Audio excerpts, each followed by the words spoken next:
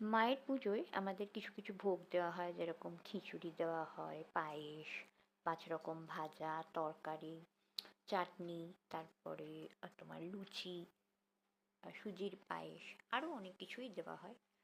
তো মায়ের কাছে একটাই বলবো প্রার্থনা, যে মা সবার মঙ্গল করো, সবাইকে ভালো রাখো, সুস্থ রাখো, আর মুখে হাসি ফুটিয়ে রেখো প্রত্যেকের।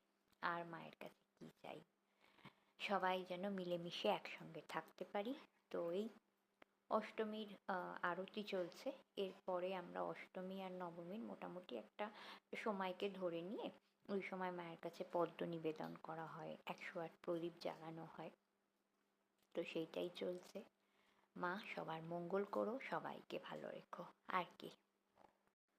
জীবনের প্রত্যেকটা বাধা বিপত্তি কাটাও, আর সুস্থতা কামনা করি সবার, শারীরিক সুস্থতা, মানসিক সুস্থতা, এইটাই, আর কিছুই না।